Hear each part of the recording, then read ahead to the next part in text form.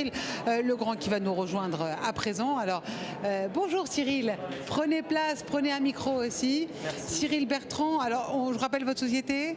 Alors moi je travaille comme directeur artistique pour une société qui s'appelle De Rigueur et qui est en quelque sorte un bureau d'innovation dédié aux marques mode et luxe.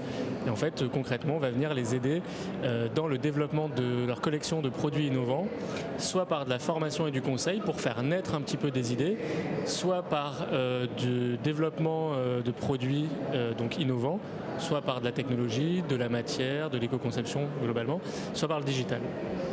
Alors, on va être très concret. Quand on est dans la mode et luxe, la besoin de métamorphose, j'ai envie de dire qu'il est quotidien. Comment vous, en tant que directeur artistique, vous pouvez répondre à ce besoin? Comment est-ce qu'on se métamorphose comme ça au quotidien? Moi, en tant que directeur artistique, vous, par rapport à vos clients?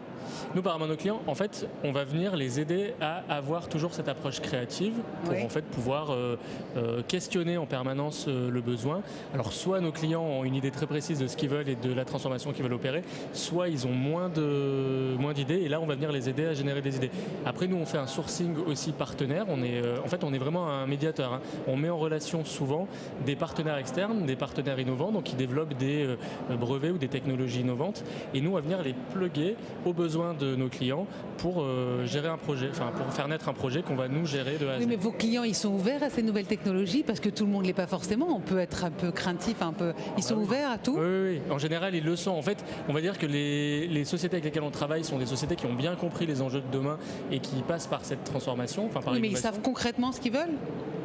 Ça dépend. Pour le coup, on n'est pas sur des pieds d'égalité. Il y a des clients qui arrivent avec un DA, par exemple, ou le marketing qui a une idée très précise de ce qu'ils veulent développer. Donc là, en fait, nous, on va venir les accompagner en faisant des études techniques, technico-économiques. On va venir sourcer plusieurs partenaires qui répondent à leurs besoins et ensuite leur établir des recommandations en disant, nous, en prix produit, on partirait plutôt là-dessus. En fonction de votre besoin, on met tout sur un banc d'essai, en fait. Si vous voulez. Telle technologie va apporter tel avantage et tel inconvénient. Et ainsi de suite. Et ensuite, on préconise plutôt de partir sur ceci ou sur cela. Si c'est acté, ensuite, on vient développer le produit Et du coup, qu'est-ce qu'on vient chercher finalement? C'est un rapport de confiance. Quand avec vous, vous savez que vous trouverez le partenaire idéal qu'il faut? Oui, puis c'est aussi de la gestion de projet, c'est-à-dire qu'on va gérer le projet de A à Z. C'est de la R&D externalisée, en fait. Si vous voulez, c'est un moyen de... par exemple, pour parler très vulgairement et très concrètement, si demain vous avez une boulangère qui doit vendre des Walkman, elle qui a vendu des pains au chocolat ou des croissants, en fait, elle va se retrouver avec tout un tas de spécificités qu'elle ne maîtrise pas, dues à l'électronique. Là, c'est un peu pareil. En fait, une marque qui fait de la maroquinerie, par exemple, mais qui veut intégrer, je vais vous dire un exemple bête, mais une technologie de recharge de smartphone par induction, donc sans fil.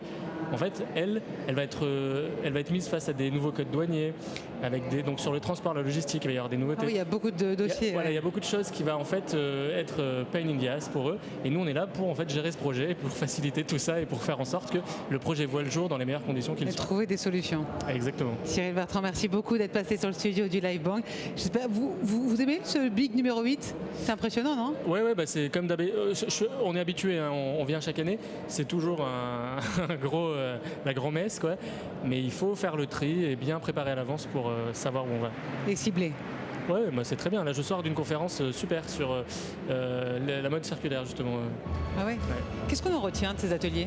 Qu'est-ce qu'on en retient de ces ateliers? On en retient les perspectives d'évolution qui sont amenées.